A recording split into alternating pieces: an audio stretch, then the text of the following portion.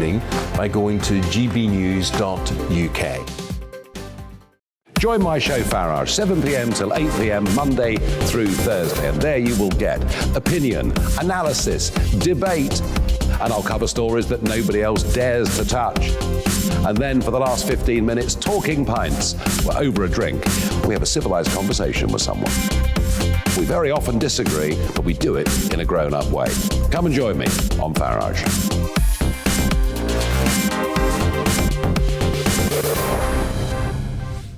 I'm Dan Wootton. Join me Monday to Thursday from 9 to 11 for the feistiest and most fun news debate on TV, where free speech reigns. I'll bring you a sharp take on the day's biggest stories, bombshell newsmaker interviews, and A-list guests. And I guarantee you, no spin, no bias, no censorship, and no reason to go to bed. That's Dan Wootton tonight, Monday to Thursdays from 9 on GB News.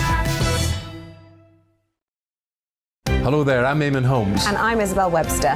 And we hope you can join us for Breakfast with Eamon and Isabel. You make me laugh out loud, belly laugh. Is that important first thing in the morning? Yeah, absolutely. And there's me trying to be deadly serious.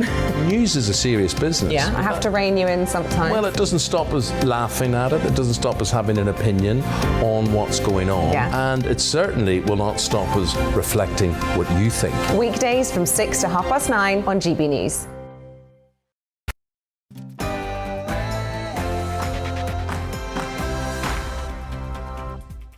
Good morning, it's 9 o'clock and this is The Briefing with me, Tom Harwood, on your TV and radio. I should say 9:31, of course. I'll be bringing you all the latest from Westminster today, the intrigue and the party spats, something about lawyers and something about Lenin. All that and more to come, but first, it's your morning headlines.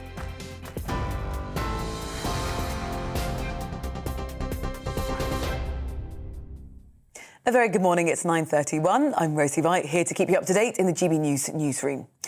Prince Andrew's lawyers have accused Virginia Giuffre of wrongful conduct in their latest attempt to dismiss the civil sex abuse case against him. They've submitted 11 reasons why they believe the case should be thrown out. The Duke of York, who's consistently denied the allegations, also wants to appear before a jury to contest the claims. The highly anticipated report into alleged lockdown parties at Downing Street is said to have been delayed by legal checks. Senior civil servant Sue Gray's findings were expected to be published as early as yesterday, but Westminster officials now believe it may not happen until next week. From Monday, there's going to be no limit on the number of visitors to care homes in England. The Department of Health also announced changes to COVID testing. Weekly PCR tests will be replaced by pre-shift lateral flows from the 16th of February. Plan B measures have been scrapped in England, bringing a number of coronavirus rules to an end. Face masks are no longer required, but some retailers like Sainsbury's, as well as transport operators, are suggesting that people continue to wear them.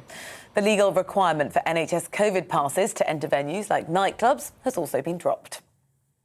The Defence Secretary says he's not optimistic a Russian invasion in Ukraine can be stopped.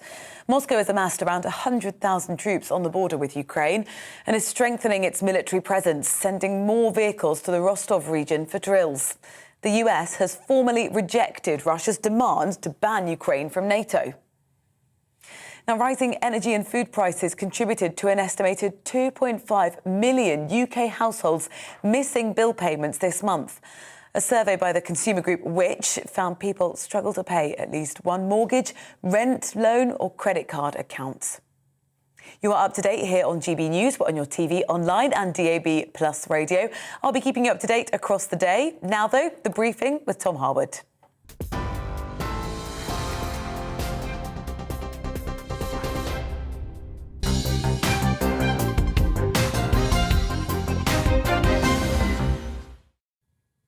Good morning, it's 9:33 this Thursday morning and this is The Briefing with me, Tom Harwood, on your TV and on your radio. Now, before we start today's programme, I want to acknowledge that today is Holocaust Memorial Day, the anniversary of the liberation of the Auschwitz concentration camp. Acknowledging this and taking a moment to reflect upon it is an important thing to do. We're at risk of losing collective memory of perhaps the most explicitly evil act in history, the most terrible wielding of state power, the inhuman, mechanised, discriminatory industry of death. In November, the Claims Conference conducted a poll to gauge understanding of the Holocaust across the UK, and sadly, the results were not particularly comforting. Over half didn't seem to know how many Jews were killed in the Holocaust, and 32% couldn't name a single concentration camp. 76% of respondents did not know that what the Kindertransport was, one of the most noble acts of human salvation. Most appallingly of all, 1 in 10 agreed with the statement that the Holocaust is a myth or has been greatly exaggerated. Well, the theme for this year's Holocaust Memorial Day is Be the Light in the Darkness. And I would say we have a responsibility to replace the darkness of forgotten or unlearned history with the light of greater knowledge. Well, let's turn back now to the cut and thrust of British politics. Yesterday's PMQs was a raucous affair. Let's remind ourselves of what the Prime Minister said when he came out fighting. Many people may want me out of the way, but I tell you the reason he wants me out of the way is because he knows that this government can be trusted to deliver. And we did. And we delivered on Brexit, Mr. Speaker. He voted 48 times. He voted 48 times to take this country back into the European Union. We delivered. He did. He can't be trusted. We delivered the fastest vaccine rollout in Europe, Mr. Speaker, and we will deliver on our plan to unite and level up across the whole of the UK. Crime down 10%, Mr. Speaker. Job vacancies at a record high. Colossal investment in... Yes, Mr. Speaker, we're delivering and they have no plan. 3 times as much tech investment as France in this country, twice as much as Germany. We have a vision for this country as the most prosperous and successful economy in Europe because we are going to unite and level up. The problem with the Labour Party today, Mr. Speaker, is that he's a lawyer, not a leader. Strong words. Well, after that, one passionate Labour MP hit back with decidedly unparliamentary language. Here's what Brighton Kempton MP Lloyd Russell Moyle had to say. Happy unbirthday to him. Happy unbirthday to him. Because just like the Mad Hatter, he didn't need the excuse of a birthday to have a party, but it did help, didn't it? So when he had groups of people singing to him when illegal gatherings indoor were illegal and communal singing was banned, my constituents think that he has lied. So I would prefer to be led by a lawyer than a liar. Will he now resign?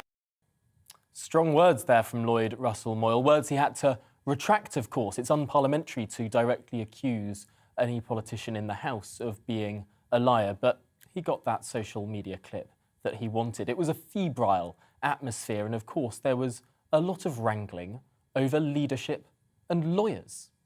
Well, now I want to take a quick moment to look at the bizarre behaviour of the Shadow Attorney General on Twitter yesterday. Emily Thornberry's taste for Twitter has got her into trouble before, when Ed Miliband dismissed her over a seemingly sneering tweet about a white van and England flag during the Rochester and Stroud by-election in 2014. The tweet said, "Image from Rochester," but the implication was clear to many: a white van and an England flag. Well, yesterday, Thornberry put her foot in it again in an attempted defence of that not-so-popular profession, the lawyer. She wrote, "On lawyers and leaders, I think it's pretty cool to be in the company of one of the lawyers Obama, Mandela, Blair, Gandhi, Clinton, Roosevelt, Lenin and Lincoln." She went on to add, and if you insist, Thatcher. The Shadow Attorney General proudly boasting of Lenin before, at a push, adding Margaret Thatcher, lauding the man behind Soviet Russia's Red Terror, the murderer of the middle classes, putting him in the same bracket as Gandhi, Obama and Lincoln. The mind boggles. Lenin's Red Terror slaughtered the kulaks. And as for the urban middle classes and political free thinkers in particular, the terror was just as brutal, with repression overseen by Lenin's secret service known as the Cheka. It's estimated that Lenin oversaw the killing of up to 3 million of his own people, and that's aside from the terrible Russian Civil War. The man was a tyrant, a monster, someone who constructed totalitarian structures that then fell to an even worse and more murderous tyrant. And this is someone that somehow a prominent member of the shadow cabinet sees it fit to laud. Emily Thornberry should apologise for her unthinking tweet. This isn't something to make light of. Now, to be clear, I don't think she should lose her job. If anything, Emily Thornberry is one of the strongest parliamentary performers of the Labour Party front bench. I usually enjoy her sarcastic humour. But this is a comment she should withdraw, lest it reveals something at best clumsy and at worst sinister about the temperament at the top of her party.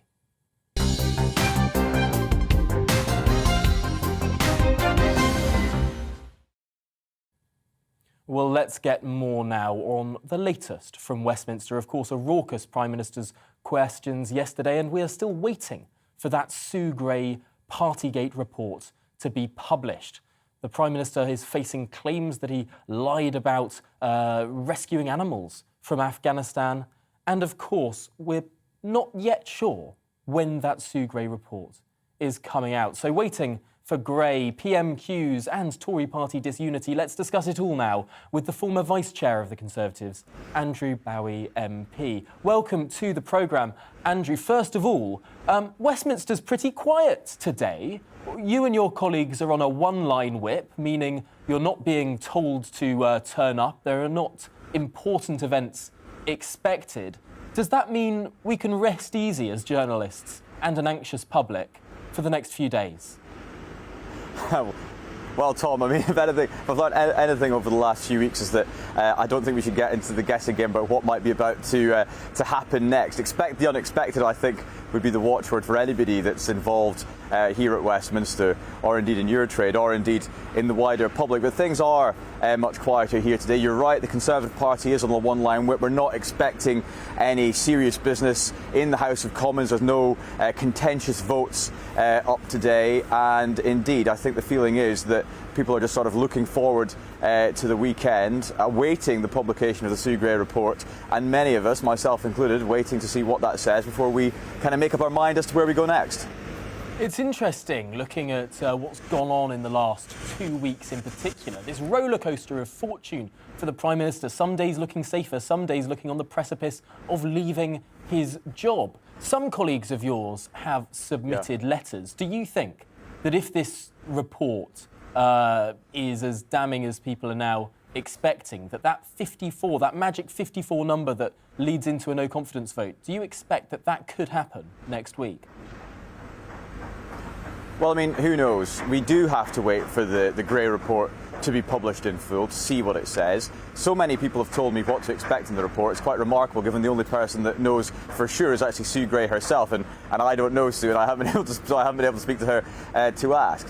I mean, it's just impossible to know without actually seeing the report what the mood of the Conservative Parliamentary Party will be, and if the threshold for triggering a vote of no confidence will actually be met. Let's not forget, back in 2018, when members of the European Research Group called for letters of no confidence to be submitted into Theresa May's leadership, it took a full 6 months for the requisite number of letters to be submitted to trigger that no confidence vote. And then, of course, she went on to win that no confidence vote and carried on as Prime Minister for a full 6 months after that. So I think it's, you know, we shouldn't be drawn on hypothetical questions or hypothetical scenarios. We do just have to wait to see what the report says, and then, like many of my colleagues, we will make up our minds as to where we go next.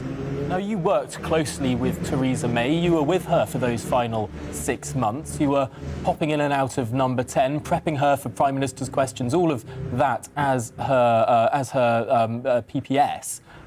Do you sense that there is now a similar sort of atmosphere in the Commons? Is this a bit Groundhog Day? I've heard that lots of people are feeling very tired, that it seems like 2019 is potentially repeating itself.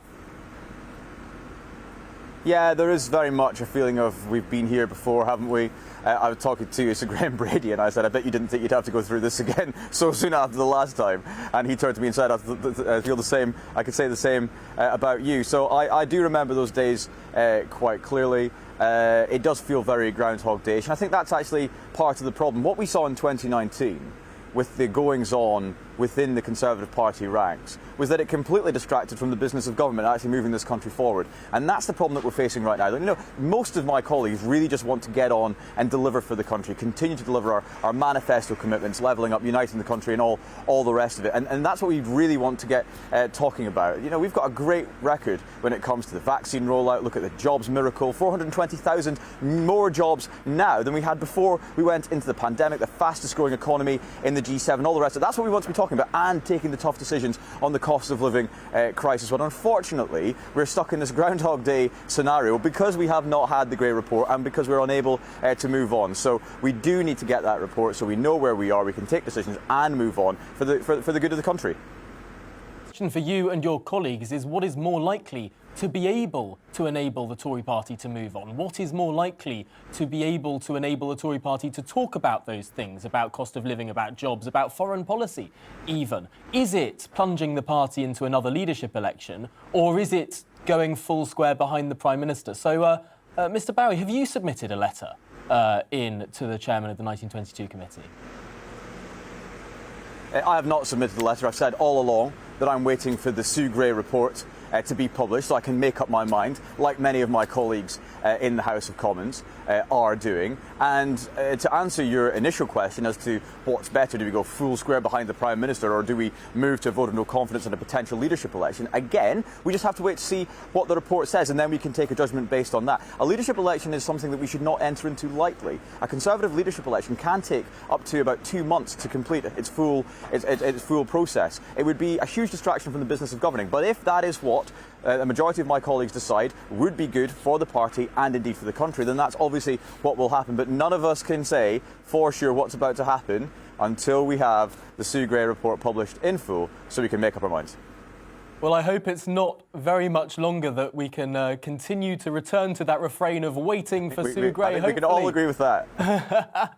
Well, Andrew Barry, former Vice Chairman of the Conservative Party, thank you for joining us this morning on The Briefing. Great to have your thoughts there. Well, let's turn now to the other side of the House. Christine Jardine is the Liberal Democrat Treasury spokesman for Scotland. Welcome to the programme. First of all, Prime Minister's questions yesterday, very febrile atmosphere, high tension on both sides. Is this something that can go on and on and on? It's now 3 Prime Minister's questions that we've had that have seemed to be the make or break moment for the Prime Minister. No, it can't go on. Either for the Prime Minister or for the country, because we're in a situation now where everything the Prime Minister says is that is subject to scrutiny, then, it turns out to be a contradiction. We have now the contradiction with what he said over the pen farthing and the charity in Afghanistan about the animals is the latest thing. And the delay over the Sue Gray report simply drags out the process and makes it more difficult for people in the country who have already suffered too much in this. We face a cost of living crisis. Energy prices are rocketing. Inflation's at a record high for the past decade. And, we are recovering from a pandemic. And this is just dragging it out. We also have the threat of war, the Russian invasion potential in the Ukraine, and for people to be sitting waiting to find out whether there were parties going on in Downing Street and what the recommendation is for dealing with, it's just not good enough. It's distracting from the important business of running the country. Now, of course, we've heard about Operation Red Meat, where the Tory party is now throwing out new policies, extra policies, trying to win back support from its own backbenchers. With your Treasury hat on, some of the potential policies that may be pursued, that have been being spoken about, are, of course, reversing those tax rises, both to corporation tax and to national insurance contributions. What's the Liberal Democrat position on those two issues? Our position has been clear right from the very beginning. The tax through the national insurance hike is wrong. It hits those who've already been hardest hit. It hits them again. Nurses, those on low wages. It's not a progressive tax. Then again, we face the stealth tax, freezing the tax threshold. will hit those who are worst paid. So if the government is going to realise its mistake here, and if the government is going to admit that it got it wrong, then that would be a good thing. But we need more. We need targeted measures to get people through this winter crisis. We need an increase in the warm homes allowance and the winter fuel. We need something done about pensions, which have been, the triple lock's been dropped, and then we see that we've got record inflation. So we need targeted measures. Of course, the Liberal Democrats, when in government, supported a cut to corporation tax, argued that grew the economy, that was good for tax receipts. Would your party back reversing the corporation tax hike that this government's pursuing? What we need is a corporation tax that acts as if you like, a windfall tax for the bigger companies that have made a profit. And what we're talking about is specific measures for this cost of living crisis that we're in, which is terrible, which the government should be dealing with. And we should be hearing about that every day. We should be talking about that every day, instead of which every day there's another story about Boris Johnson breaking his word to the people who voted for him, breaking his word, presumably, to the Conservative Party about what he's been doing, contradicting himself. Every single day there's something else. And the longer this goes on, the more it distracts from that important issue, the cost of living crisis that we're facing. And it shows real contempt for the people in this country, erodes their confidence in government, not just this government, but government, and it damages the country. So we really well, Christine Jardine, thank you for your thoughts this morning. I'm afraid we're going to have to leave it there, but great to get the Liberal Democrat perspective on everything that's going on in a torrid parliamentary week. Thank you, Christine Jardine. Now, Boris Johnson's credibility has been thrown further into question, as we were just discussing there, after the Foreign Affairs Select Committee revealed leaked Foreign Office emails appearing to suggest that the Prime Minister authorised an operation to lift a plane load of cats and dogs out of Afghanistan while people were still waiting for transport during the fall of Kabul. The PM has previously dismissed claims that he personally intervened in the decision, calling them nonsense. However, the email said, and I quote, "The PM has just authorised their staff and animals to be evacuated," talking about those cats and dogs. So either someone in the Foreign Office was misinformed or misinterpreted the Prime Minister's intentions, or the Prime Minister did intervene, or perhaps someone close to the Prime Minister intervened, speaking on his behalf. We do know there are some around the Prime Minister who place a very high value on animal life. The idea that animals might have been prioritised over the lives of human beings is, to me, absolutely mind-boggling. But to some passionate animal rights activists, the idea is right and just.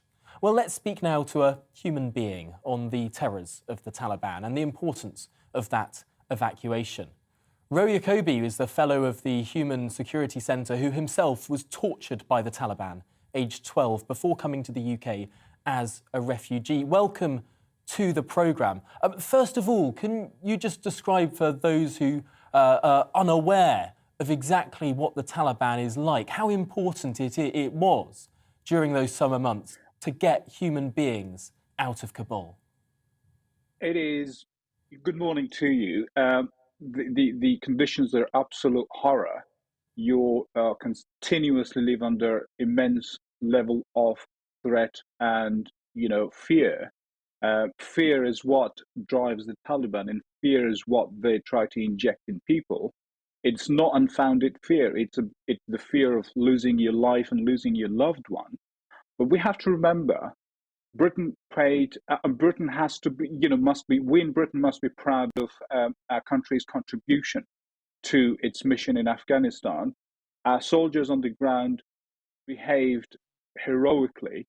And on the last days of evacuation, they were again, their bravery were exemplary.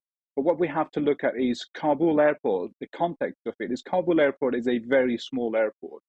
And to evacuate and to prioritize animals before human beings, as you saw lines and lines of desperate people trying to flee, is not only unacceptable, it is morally abhorrent. And other countries didn't do this. And I've just had a message from a friend in Kabul who's being evacuated to Germany this very week. But Britain has completely abandoned all the allies that we've got there. So it's your opinion then that this plane load of cats and dogs taking off reduced the amount of space, the amount of time, the amount of capacity to get human beings out of that airport? Absolutely. I mean, if you look at, again, a Kabul airport is a small. The situation was, utterly chaotic. In order to get animals out of its shelter, they needed resources. They needed logistics. The people engaged in evacuating people already under immense stress and pressure had to, dedicate time and resources to get these animals to the airport, to load them on the plane, and get them out. Imagine the amount of time it took. How many people could have been rescued at that time? We have to think about that. And you remember that the Taliban have not been going around and knocking doors searching for animals to prosecute. They've been going around and killing human men and women who share our values and whom we've abandoned. It is unacceptable. No, it's a very serious situation. Of course, on the other hand, the people behind this rescue attempt would say that they didn't use the structures of the state, that it was a private chartered plane. But potentially that doesn't really matter if it's such a small airport and there's the same logistics that need to go in to processing, again, cats and dogs above people. It's a really quite extraordinary situation. I'm afraid we've run to the end of the interview and indeed the programme here. But Ro Jacobi, thank you so much for giving your perspective here. Very, very important on a quite eyebrow-raising story. Thank you for joining us. Well, I find it extraordinary that potentially we've been talking about the politics of this intervention from people with regarding that story. A very peculiar situation indeed, one that needs more exploration. Well, coming up, it's To The Point with Patrick and Mercy. But before then, let's have a look at the weather forecast. Good morning. If you've been starved of sunshine this week, well, most places will see at least some blue sky today. A brisk wind blowing this morning, but that should steadily ease, and it's feeling milder out there, certainly across the south, even though we actually had a cold front drifting its way southwards through the course of the night. The isobars have been very close together across northern Scotland. It's been very, very windy across Orkney and northern parts of the mainland. Still very blustery across the Northern Isles and the far north through this morning, but those winds